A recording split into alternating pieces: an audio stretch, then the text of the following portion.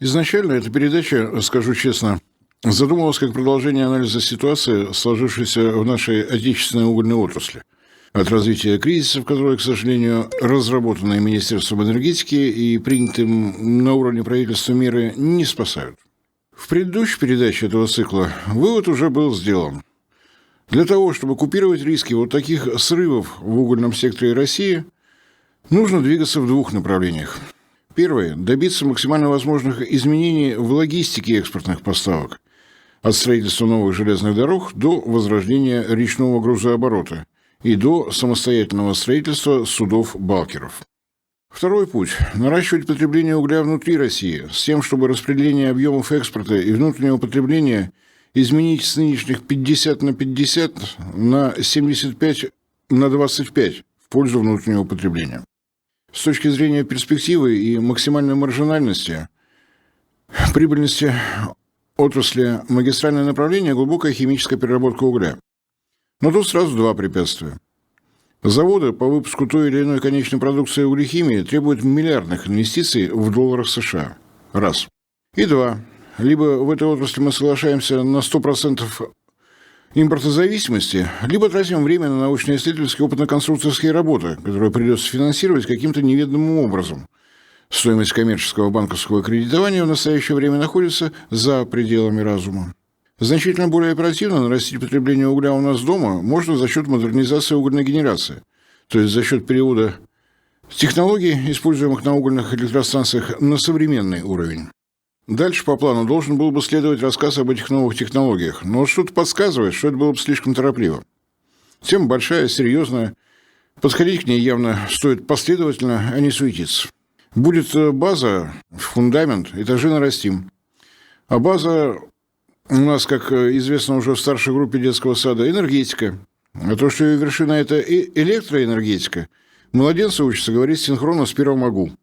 Могу ошибаться, конечно, но эволюция электростанций, на которых, собственно, вырабатывается электроэнергия, хронологически стартовала с гидроэлектростанций, а если еще точнее, с водяных мельниц.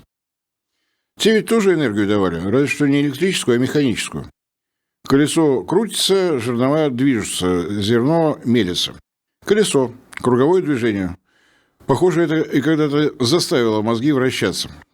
От колеса мысль пришла к турбине, которая крутится, приводя в движение ротор внутри статора, чтобы переменное магнитное поле порадовало нас 220 вольтами в розетке, куда пальцы совать нельзя, а радоваться свежезаряженному гаджету можно. Как только физики поняли, что переменное вращающееся магнитное поле обеспечивает производство электрической энергии, мысли снова вернулись к колесу, пусть и сильно усовершенствованному. Требуется нечто, что заставит вращаться ротор, и раз уж в начале минувшего века подавляющее большинство стран планеты друг за другом приняли решение использовать переменный ток с частотой 50 Гц, скорость вращения ротора должна и местами даже обязана составлять 3000 оборотов в минуту.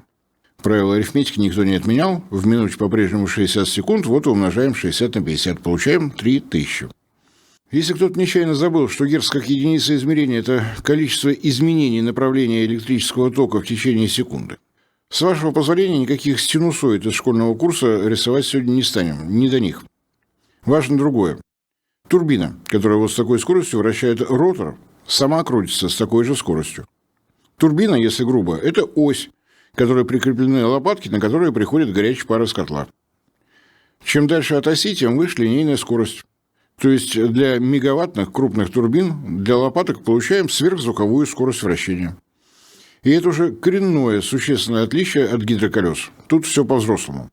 Если в паре, который буквально бьет, лупит по лопаткам, имеются даже самые небольшие капельки воды, лопатки, а вслед за ним и саму турбину в считанные секунды разнесет вдребезги и пополам.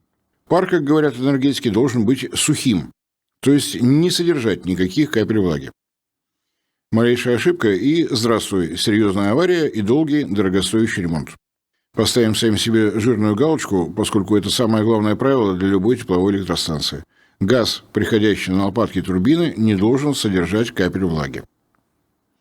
Пометим, чтобы вернуться чуть позже, поскольку для начала стоит разобраться с аббревиатурами и терминами, которые используются при описании типов электростанций. Этой спецтерминологии становится все больше. Многие СМИ уверенно перепечатывают отраслевые новости, даже не пытаясь не только хоть что-то объяснять читателям и зрителям, но и прикладывать даже минимальные усилия для того, чтобы самим что-нибудь допонимать. Вот это вот все. ПСУ, ПГУ, ГТУ, не говоря уже про ТЭС, ТЭС, ГРЭС, и не касаясь электростанций конденсационных и когенерационных. Пока по полочкам не разложишь, получаешь кашу, туман и никакого просвета. На самом деле ничего сложного нет, хватает вполне привычной логики. ПСУ – пар-силовая установка.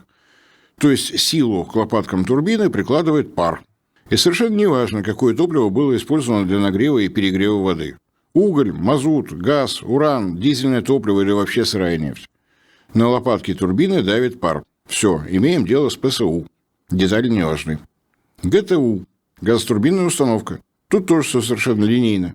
На лопатки турбины воздействует газ сгорания, образующийся непосредственно в топке, в которой горят подаваемые под приличным давлением природный газ и атмосферный воздух. ПГУ – парогазовая установка. Это гибрид, смесь бульдога с носорогом и кусочек мамонта. Результат скрещивания ГТУ и ПСУ. В парогазовой установке две части, соединенные между собой через котел-утилизатор. Горячие газы, пройдя через газовую турбину, сохраняют вполне приличные остатки тепла, порядка 500-650 градусов на выходе. Как не воспользоваться вот такой, простите за вольность, халявой? Эти газы уходят в котел-утилизатор. Так его назвали, поскольку он вполне реально утилизирует дармовое тепло.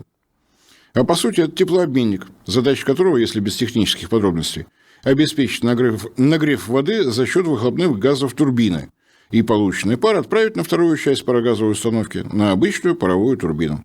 С инженерной точки зрения изысканно, с практической обеспечивается существенный рост общего КПД такой установки. Согласитесь, что никаких формул не требуется. Один и тот же объем сгоревшего природного газа обеспечивает работу сразу двух турбин. Для расчета КПД тоже есть достаточно простые формулы, но важнее не они, а понимание физики процесса. Какую часть тепла, образующегося при сжигании топлива, мы умеем использовать себе на пользу, а какую из-за недостатка технологии вынуждены отправлять в атмосферу.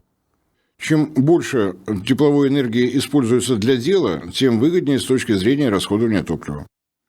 При этом образующееся тепло может быть использовано безо всяких изощрений с турбинами, по прямому назначению, для централизованного теплоснабжения. Проще всего это понять как раз на примере парогазовой установки. Котел-утилизатор вполне способен дополнительно отобранную энергию сгоревших газов направлять не на паровую турбину, а в систему центрального отопления. Отсюда еще один термин. Если электростанция способна одновременно вырабатывать электрическую и тепловую энергию, ее называют когенерационной. Приставочка «ко» из какого-то там древнего языка совместно, одновременно. Второй тип электростанций – те, которые вырабатывают только электрическую энергию, не участвуя ни в какой теплофикации, кроме как для собственных нужд станции. Причем здесь конденсация? Пар, пройдя через турбину, остается паром, он просто отдает часть своей температуры. И вот что с ним делать прикажете? Можно, конечно, просто в атмосферу, а можно придумать экономически обоснованные способы охладить этот пар, чтобы снова превратить в воду, которую снова подать в котел, тем самым замкнув контур и экономя эту самую воду. Превращение пара в воду – это конденсация. Вот и станция конденсационная. Наиболее наглядно все, что касается различных способов конденсации излишков пара, можно наблюдать на атомных электростанциях. Эффектно выглядящие градирни, брызгательные бассейны, полный двор фонтанов, пруды-охладители. Но над градирнями белые облака пара, поскольку нет пока никаких методов, которые позволяли бы конденсировать все 100% излишков пара. Потери всегда есть. Впрочем, способы заставить разработать технологии, которые позволят конденсировать все 100% пара, имеются. Гуманные и человеколюбивые. Специально для компаний-владельцев электростанций можно, например, по доброте душевной задрать тариф на воду куда-нибудь в небеса, изобрести штрафы за сброс водяного пара в атмосферу.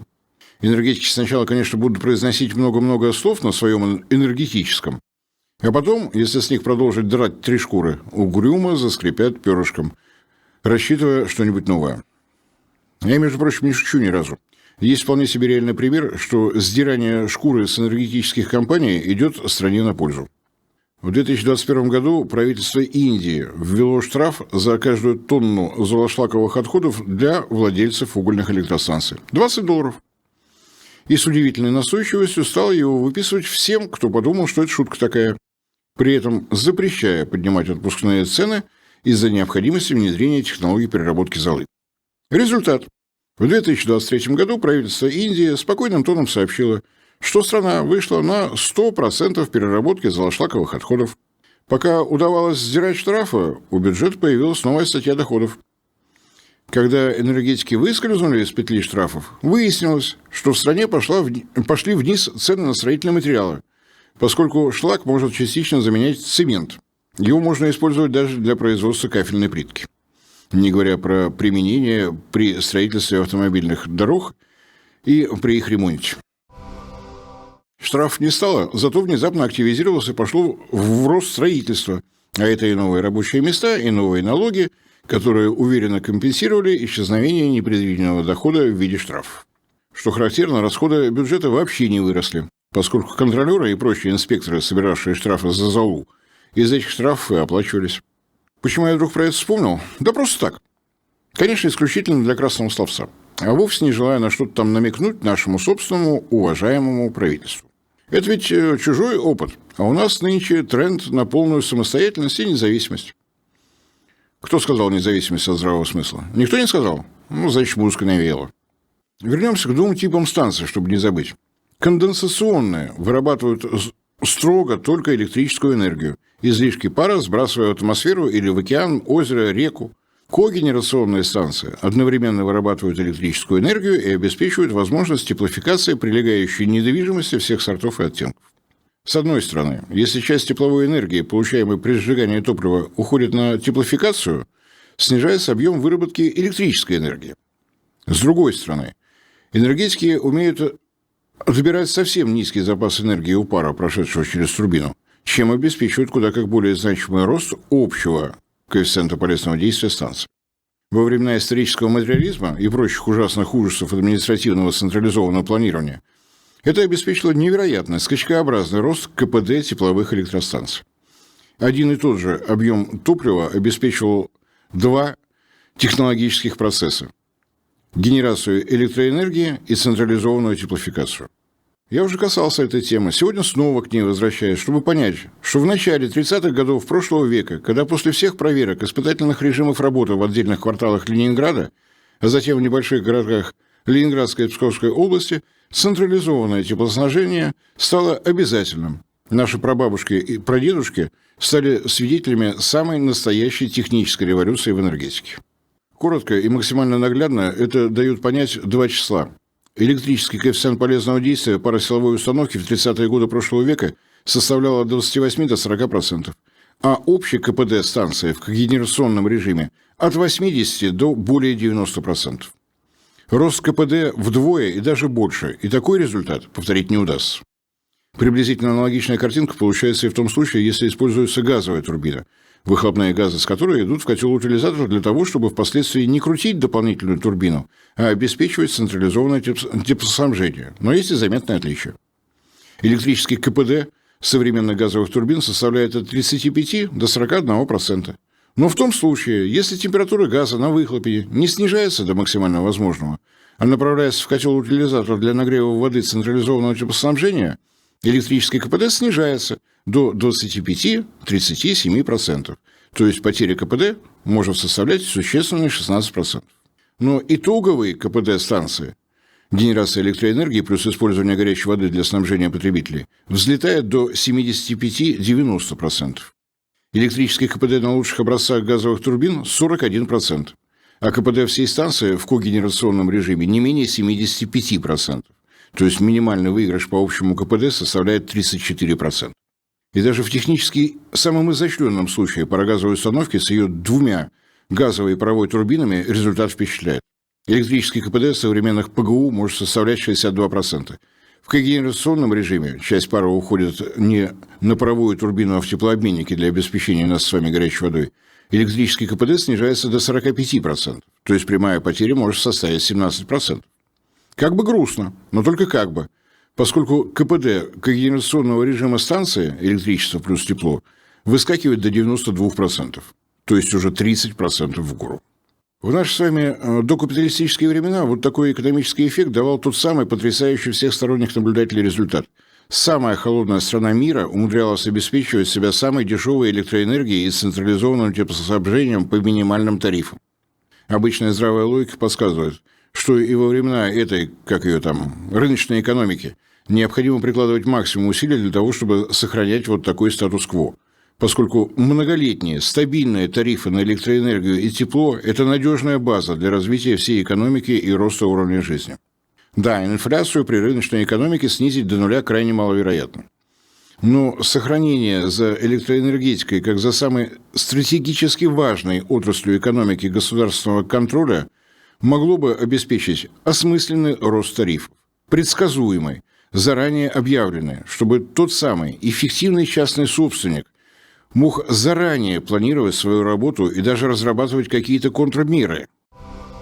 Вот это вот все, энергосберегающие лампочки, энергоэффективные радиаторы отопления, да просто щели в окнах законопатить и стены дополнительным слоем стекловато прикрыть, в конце концов. Но мы с вами с залихватскими песнями и с молодецкой удрью вид имея тупой, но бравый в 2008 году реформировали РАО ЕС по алгоритму, разработанную командой во главе с Анатолием Борисовичем Чубайсом. Для краткости, Чубайсятина, 2008. Не подумайте ничего плохого. Или не подумайте ничего хорошего. Чубайсятина 2008 в электроэнергетике дала и продолжает давать удивительный результат. Из года в год владельцы электростанции издают тот самый стон, который у них песней зовется «Поднимите, поднимите, поднимите всем тарифы». И многоуважаемое правительство вместе с еще более уважаемой Федеральной антимонопольной службой соглашаются, вплоть до совсем уж циничного лозунга «Эра дешевой электроэнергии закончилась, забудьте». Как это выглядит? Да вот свежий пример от нашего системного оператора. Министерство энергетики объявило конкурс на отбор мощности на Дальнем Востоке. Процитирую, дабы не обвинили в искажении информации. Новая генерация мощностью до 250 мегаватт в Приморском крае к 2027 году и в Хабаровском крае к 2030 году необходима для устранения прогнозируемого дефицита электроэнергии в регионе. Однако экономические параметры конкурса, включая норму доходности 14% годовых при инфляции 4% и предельные капитальные затраты 183 миллиона рублей за мегаватт в Приморье и 753 миллиона рублей за мегаватт в Хабаровском крае, не привлекли компании. Конкурс по отбору новой генерации КОМ-НГ для покрытия энергодефицита в Объединенной энергосистеме Востока не состоялся. Заявок от инвесторов не поступило. Мне не было лениво сравнить, поскольку и калькулятора не боюсь, и даже бумагой в клеточку пользоваться еще не разучился. Фиксируем.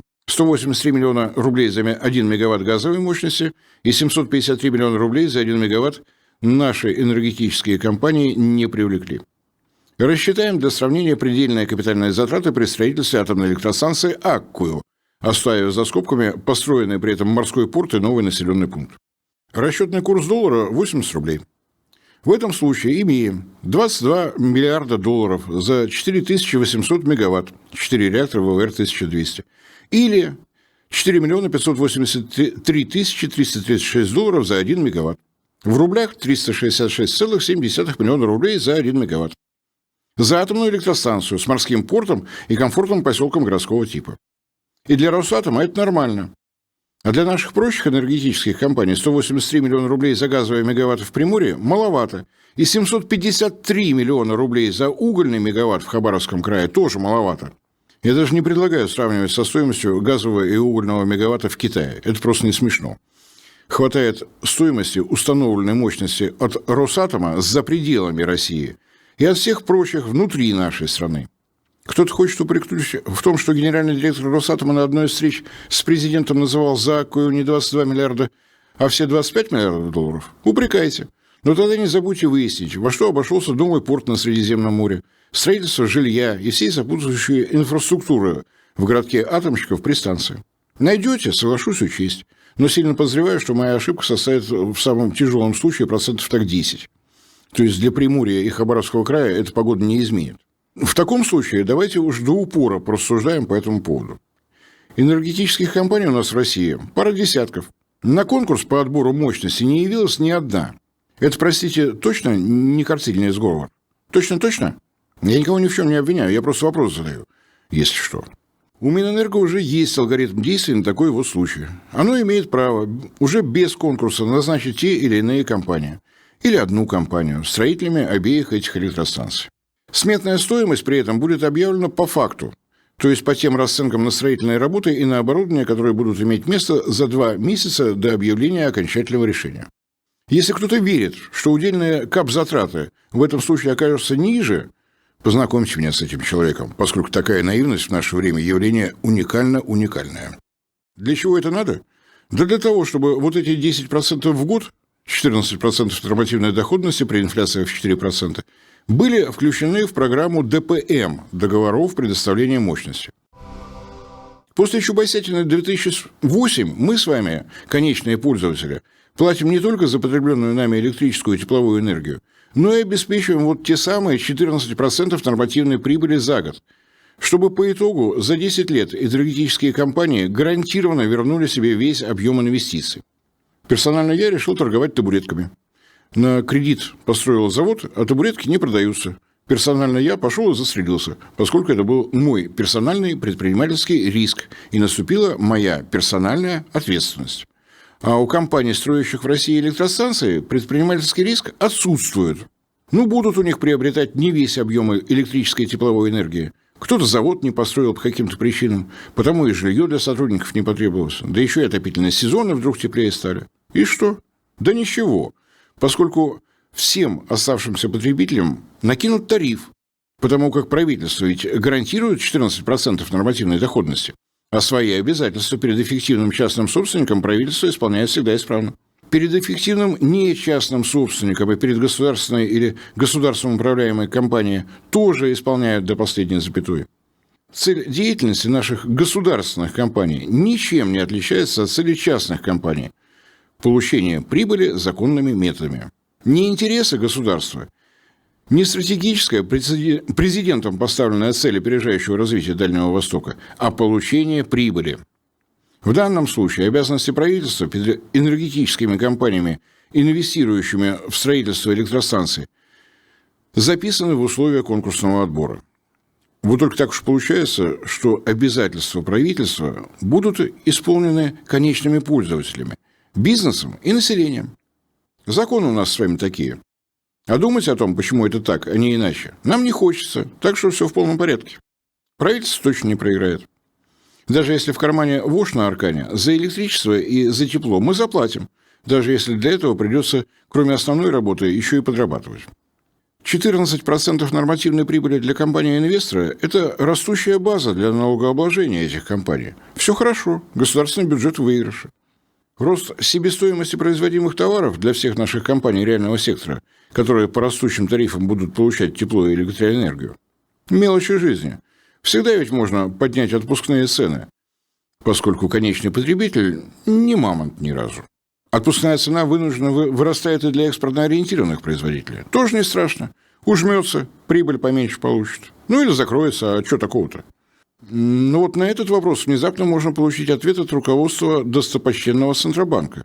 Ничего такого, а инфляция выросла выше священных 6 или скольки там точно процентов. Потому придется ставку рефинансирования в известную сторону подрегулировать.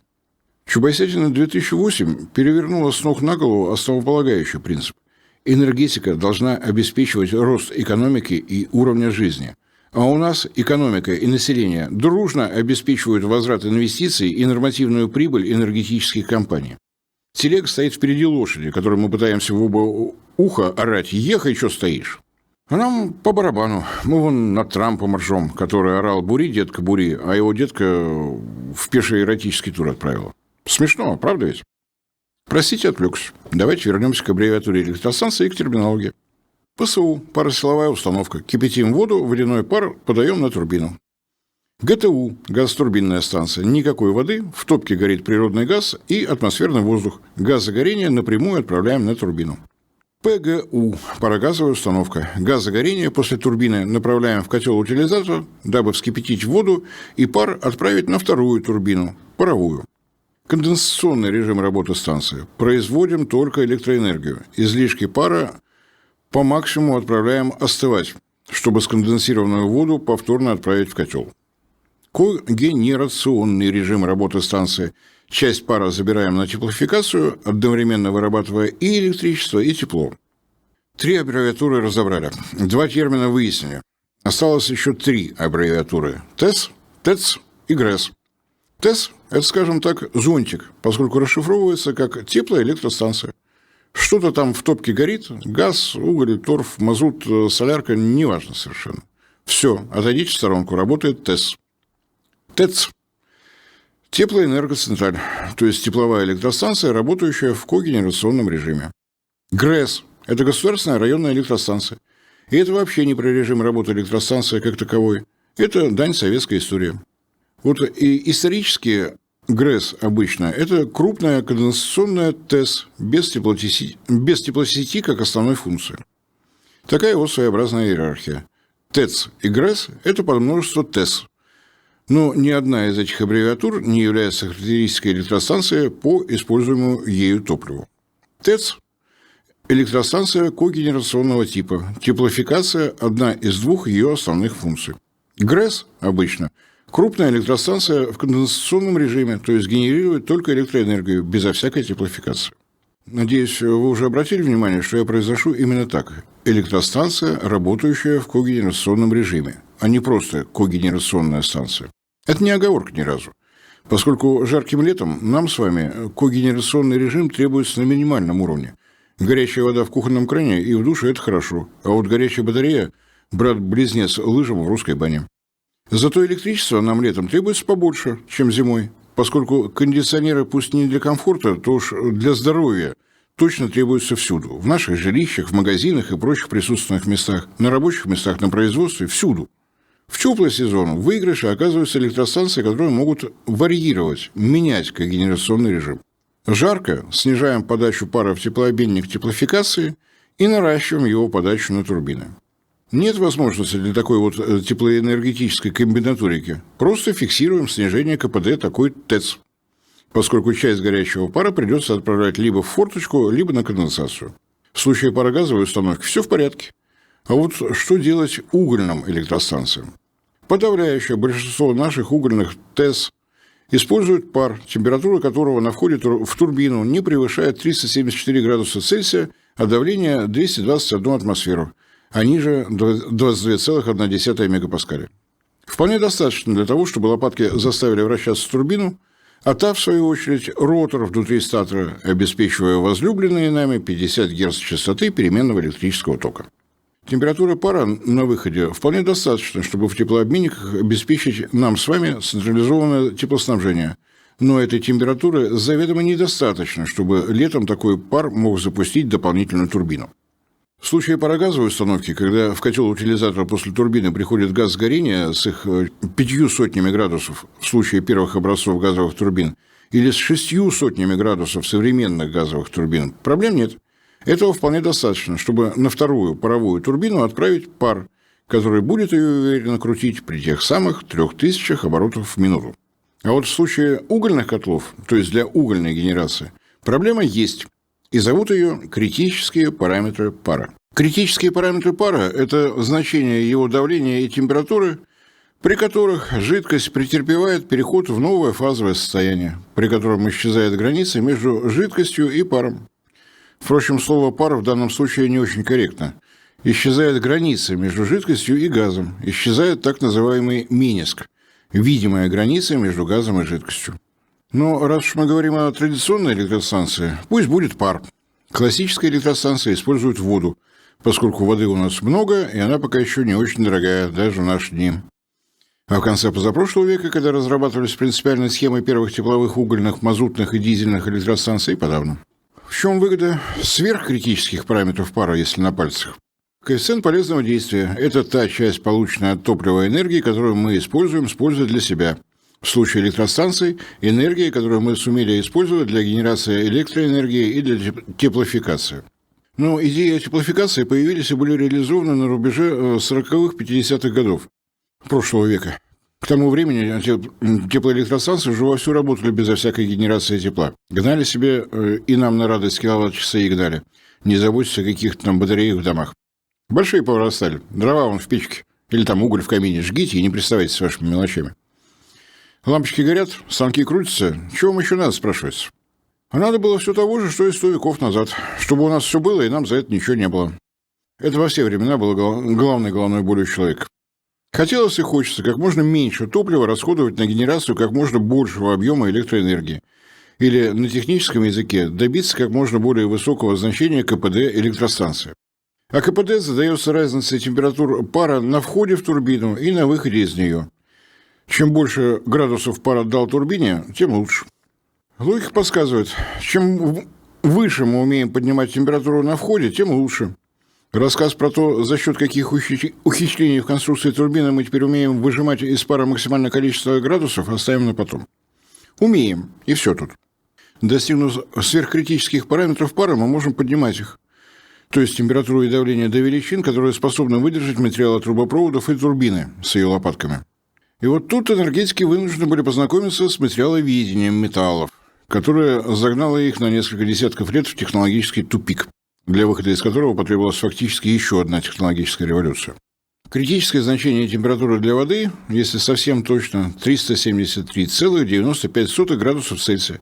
Критическое значение давления при этом 224,93 атмосферы. Если температура и давление переваливают за эту планку, то мы уже имеем дело не с водой и не с паром, а со сверхкритическим флюидом, который уверенно можно и дальше нагревать и сдавливать, радуя турбину огромными объемами тепловой энергии на входе. Но про сверхкритический флюид, а именно так с научной точки зрения корректно следует называть пар со сверхкритическими параметрами температуры и давления, энергетические материаловеды стали всерьез размышлять уже после Великой Отечественной для нас и Второй мировой для всех прочих. Потому и предлагаю рассказ об этом, но попозже. Кроме того, в настоящее время в России не менее 75% угольных электростанций работают именно с докритическими параметрами пара. Поэтому мне кажется, что важнее разобраться именно с этим технологическим уровнем. Докритические параметры угольной генерации развивались более полувека, потому с технологической точки зрения достигли невероятной изощренности, я сейчас без преувеличения. Почему мы все еще в докритике, причем не только на угольных электростанциях, но и, к примеру сказать, на электростанциях атомных? На всякий случай напомню, что КПД что у наших, что у не наших атомных электростанций около 35%. Потому тема докритики и сверхкритики – это далеко не только про уголь. Температура кипения воды при нормальном давлении 100 градусов Цельсия, и выше она не поднимется, какой бы температура ни была, допустим, у электрической плиты, на которой стоит кастрюля с водой. Вот созрел детский вопрос. А какая температура должна быть у металлических поверхностей топки котла, если мы пытаемся поднять температуру, образующуюся в котле пара? Вот горит огонь. Где-то наверху топки или сбоку трубы с водой, которую нужно превратить в пар и за счет давления поднять температуру этого пара как можно ближе к заветным 374 градусам Цельсия. Мысли понятны, надеюсь. Выяснилось, что при росте температуры стали выше 450 градусов обычные конструкционные стали начинают течь, появляется эффект ползучести. Не держат такие стали такой температуры и давления, начинают деформироваться, истончаться. Трубы с водой в самом буквальном смысле этого слова провисают над топкой, и заканчивается это тем, что они просто рвутся. Прочность обычной конструкционной стали с ростом температуры падает катастрофически. И энергетики, мечтавшие и мечтающие о высоком КПД своих электростанций, вынуждены были поставить перед материаловедами сложную задачу. Придумайте, чем легировать сталь, чтобы получить жаропрочный результат. А заодно сообразите, как эту жаропрочную сталь обрабатывать. Трубы из нее гнуть, швы варить. Материаловеды, вникнув в задачу, ответили не трудовым энтузиазмом, а вежливыми вопросами. А вот что у вас там внутри этих ваших труб бежит, кипит? Ответ: вода неправильный. В суровой реальности мы, материаловеды, видим какой-то раствор, в котором полно солей кремния и натрия, к примеру, которые при испарении аккуратно откладываются на внутренней поверхности труб. Эти отложения – отличный теплоизолятор. Металл под ними будет перегреваться куда как выше тех значений, которые вы нам тут подсовываете. Слегка обалдевшие от таких известий энергетики ушли, чтобы создать вообще новую техническую науку – химию водоподготовки. Им предстояло научиться обеспечивать химическими или какими угодно еще методами практически полную дистилляцию воды, удалять из нее любые примеси. Материаловеды, проводив энергетиков до порога, переглянулись. Эти ушли и не слышат. Давайте теперь по-взрослому поговорим. Они нам рассказали, что научились поднимать температуру пара выше 570 градусов. Так? Прием называется пароперегревание. трубы с паром второй раз заходят в топку, чтобы набрать еще больше градусов тепла. А при такой температуре даже на 100% чистая вода вступает в химическую реакцию с железом, образуя оксид железа феррум 3О4. Но это для нас оксид железа. Для всех прочих это называется окалина, которая под давлением бегущей воды будет кусками откалываться и уноситься прочь, для того, чтобы насмерть убить лопатки турбины. Что делаем? Придется этим, энергетикам сказать, что вода должна быть идеально, химически чистая вода. И понеслось. Обессоливание, деаэрация, ионный обмен, обратный осмос. В общем, такие слова, что даже произносить страшно. Энергетики вздыхали. А ведь было время, когда мы просто уголь жгли, воду по циклу Ренкина гоняли, киловатт-часами торговали. Если вы попросите специалиста по термодинамике объяснить, что такое этот цикл Ренкина, готовьтесь сразу к двум вещам. Пункт первый. Говорить он будет час. При этом начерикает страниц 5 формул и всевозможных графиков с чертежами. Второе. 3/4 слов будут непонятны. Энтропия, энтальпия, адиабаты, изотермы польются сплошным потоком, заставляя вскипать мозг. Тонкостей и нюансов в этом цикле действительно полным-полно, и профессиональные энергетики в них действительно великолепно разбираются, так что будьте добры запомнить, энергетики, они умные. А если без премудрости, то еще в конце позапрошлого века английский инженер по фамилии, что характерно, Ренкин, предложил использовать в электростанциях цикличное использование воды. Нагрел воду, превратил ее в пар, погнал в турбину. Пар в турбине, само собой, температуру отдал, потерял, но при обычном атмосферном давлении на выходе из турбины он все еще пар. В окружающую среду его не сбрасываем, снижаем температуру еще ниже, чтобы началась его конденсация в воду. И эту сконденсированную воду снова отправляем в топку, чтобы она снова стала паром. Придумка была не теоретическая, а практическая, поскольку еще до описанных диалогов с материаловедами энергетики понимали, что воду необходимо как минимум фильтровать от всего чего. И вот эту очищенную воду, на что, между прочим, деньги тратить пришлось, в атмосферу или в какой-нибудь водоем, я уже сказал, что энергетики, они умные. Потому денежку считать тоже умеют. Поэтому с давних времен на электростанциях цикл Ренкина вода, пар используют повсеместно, если речь идет о тепловых электростанциях. А уж после того, как с материаловедами пообщались, тем более, поскольку все эти ионные обмены с обратными осмосами и прочими причудами, это реально дорого. Глубоко очищенную воду стараются не терять. Да, на всякий случай, в последнее время нас все чаще стали пугать неким органическим циклом Ренкина. На самом деле ничего нового. Речь просто идет о том же цикле Ренкина, но не для воды, а для жидкости с более низкими температурами кипения и образования пара, не более того. Среди таких жидкостей действительно много именно органических. Вот это дополнительное словечко и приклеилось к старине Ренкину. Сказать, что материаловеды, лихо превратившие энергетиков в водных химиков, избавились от головной боли, тоже не получится. Создать жаропрочный сплав в лабораторных условиях – это одно. А вот разработать промышленную технологию – совсем другое. Как именно легировать теми же хромом и молибденом, чтобы в заводских условиях металлургического производства не возникали закусинусы с процентами и даже с долями процентов?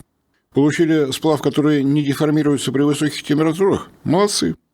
А теперь сочините технологию его термической обработки, чтобы получать изогнутые поверхности тех же труб или каких-нибудь экранов для топки. Отличная технология. Только как такие температуры получать и каких денег это удовольствие будет стоить? Ладно, согнули, молодцы. А теперь идите и думайте о методах сварки, поскольку сварка критически важна для господ энергетиков. Придумайте правильный материал для электродов, изобретите методику неразрушающего контроля, поскольку кривой шов при температуре пара и его давлении, которое наличествует в котле, это просто катастрофа с реальными рисками для персонала. Это я все к тому, что и самим энергетикам, которые вынуждены были придумывать и разрабатывать технологии очистки воды, и материаловедам с металлургами было чем заниматься с начала прошлого века до его середины. А до той поры, пока не произошел одновременный прорыв сразу почти по всем направлениям. Но эти наработки первоначально шли даже не на уровне НИОКР, научно-исследовательских опытно-конструкторских работ, а на уровне НИР, научно-исследовательских разработок. Потому и потребовали столько времени. А жизнь эти полвека на месте не стояла. Мы вон план ГЛРО реализовали и останавливаться не стали, строя новые и новые электростанции, причем отнюдь ведь не только ГЭС.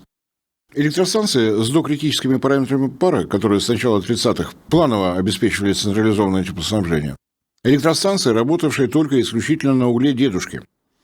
Уголь, он дедушка, поскольку нефть у нас, как известно, матушка, а газ – батюшка. Напомню, что первые газопроводы у нас в стране стали строиться в годы войны. А первой атомной электростанцией с достойной мощностью стала Сибирская АЭС. Не слышали о такой? Зря. Между прочим, 500 мегаватт мощности по электричеству. Хотя это я зря. Наверняка все слышали, потому что анекдот весьма бородат. Что-то холодно в избе, подкинь-ка урана в реактор. Вот только для жителей Северска и столицы области, Томска, для жителей Железногорска это никакой не анекдот был, а реальная проза зимней жизни. Отвлекся, зато намекнул. Кому интересно, пишите в комментариях, уважаемые зрители и слушатели.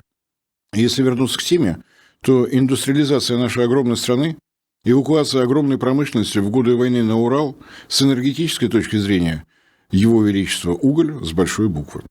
Уголь разных марок, с разной теплотой сгорания. И это тоже нужно было учитывать при строительстве все новых и новых электростанций. То, что при этом на территории только России накопилось более 1,5 миллиарда тонн золошлаковых отходов, что об охране окружающей природы не беспокоились, конечно, очень плохо. Но по описанным причинам объяснимо. Не до того в стране было. Новые и новые задачи, которые накидывали и тогда уже давно безумный Запад, заставляли не просто торопиться, а бежать. О том, что, на мой взгляд, настало время задуматься и начать делать, поговорим в обязательном порядке. И о том, до каких высот, до какого совершенства были доведены докритические технологии на электростанциях, тоже поговорим. Во-первых, с инженерной и конструкторской точки зрения это действительно красиво. А вторая причина, напомню, то, что Чубайсятина 2008, в числе прочего, обеспечила и сегодняшнюю бурную жизнь именно до критических технологий угольной генерации. Вот о последнем позволю себе пару слов. Наше Министерство энергетики, помимо конкурсов отбора мощности новых объектов генерации, то есть строительства новых электростанций, регулярно проводит и конкурсы на модернизацию электростанций действующих. Абсолютно на все 100% верное решение. У нас уже к началу 90-х хватало электростанций, на которых оборудование по возрасту перешагнуло за все сроки плановой эксплуатации. Даже в европейской части России хватало котлов и турбин, которым 100 лет в обед. А в Сибири, в восточной ее части и на Дальнем Востоке тем более. Но условия проводимых Министерством энергетики конкурсов, к сожалению, содержат все тот же принцип. Кто дешевле предложение сделает, тот и станет победителем. К сожалению, потому что имеющаяся практика строительства сверхкритических и ультрасверхкритических угольных электростанций в Китае, это я не к тому, что перед Китаем ниц надо падать, а к тому, что там статистика наиболее обширная для выводов, показывает, если обобщить, следующее. Сверхкритическое оборудование в комплекте с новым поколением фильтров для очистки дымовых газов, с новыми технологиями конденсирования питательной воды, технологиями переработки золы. Это неизбежный рост капитальных расходов, или, как теперь принято говорить, капекса. Процентов так на 50 по сравнению с электростанциями с докритическими технологиями. Но в результате оперативные расходы при эксплуатации по-настоящему современной станции падают процентов на 30-35. Причем на все 40-50 лет проекта и работы таких электростанций. Расходы на старте многократно окупаются за счет снижения себестоимости генерации электричества и тепла при одновременном снижении нагрузки на окружающую среду до уровня, который имеется при работе газовых электростанций такой же мощности. На мой и, слава богу, не только мой взгляд, это более чем разумно. Но эти 50% сверху при строительстве в условиях наших конкурсных отборов модернизируемой мощности не вписывались и не вписываются. Тут все железобетонно. Кто дешевле, тот прав. И результат получается просто удивительный. Оборудование, произведенное под технологии середины прошлого века, устаревало. И мы его меняли на новое, но которое производится тоже под старые докритические технологии полувековой давности. Повторю еще раз. Около 75% угольных электростанций России работают на докритических технологиях. И да, те, кто смотрел, слушал нашу передачу угольного цикла, уже все поняли. Я намерен продолжить подробный рассказ о концепции программы модернизации угольной генерации России. Мне остается только повторить сказанное в самом начале сегодняшнего ролика. Значительно более оперативно нарастить потребление угля у нас дома можно за счет модернизации угольной генерации, то есть за счет перевода технологий, используемых на угольных электростанциях, на современный уровень. Ну и, разумеется, остановиться на том, что цикл угольных передач будет продолжен. Уголь с нами, мы с углем. И никуда нам друг от друга не деться. Таков медицинский факт.